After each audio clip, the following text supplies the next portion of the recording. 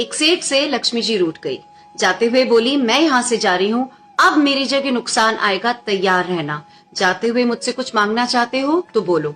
सेठ बहुत समझदार था, बड़ी विनम्रता से बोला, नुकसान आ रहा है माँ, आने दीजिए, बस जाते हुए वो ये वरदान दे जाइए कि मेरे परिवार में सब आपस में बहुत प्रेम से रहें। लक्ष्मी जी मुस्कुराई, तथास्तु कहा और वहां से चली गई। उस सेठ की 4 बहुएं थी। कुछ दिनों बाद सबसे छोटी बहू खिचड़ी बना रही थी। उसने खिचड़ी में नमक डाला और अपने काम में व्यस्त हो गई। तभी दूसरी बहू आई, उसने खिचड़ी को चखा नहीं, उसमें नमक डाला और वो भी अपने काम में व्यस्त हो गई।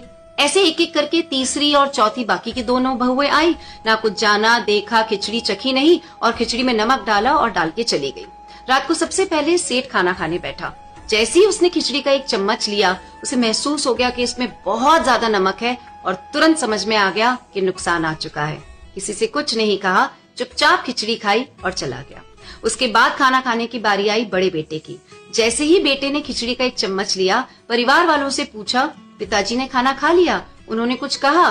तो बाकी सबने जवाब दिया, हाँ पिताजी ने तो पहले ही खाना खा लिया, लेकिन किसी से कुछ कहा नहीं। तो बड़ा बेटा भी चुपचाप उसने खिचड़ी खाई और चला गया। ऐसे करके परिवार के बाकी सारे सदस्य एक एक करके आए, अपने से पहले वालों के बारे में पूछा, कुछ नहीं कहा, चुपचाप खिचड़ी खाई और चले गए। रात को सेठ जी के सपने में नुकसान आया। हाथ जोड़कर बोला, मैं यहाँ से जा रहा हूँ, मैं यहाँ नहीं रह सकता। तो सेठ जी ने पूछा, क्यों, क्या हो गया? नुकसान ने कहा कि तुम सबने मिलकर 1 किलो नमक खा लिया, कोई किसी पर चिल्लाया नहीं, गुस्सा नहीं किया, सब शांत रहे। जिस परिवार में इतनी सुख शांति, आपस में इतना प्रेम हो, मैं वहाँ नहीं रह सकता।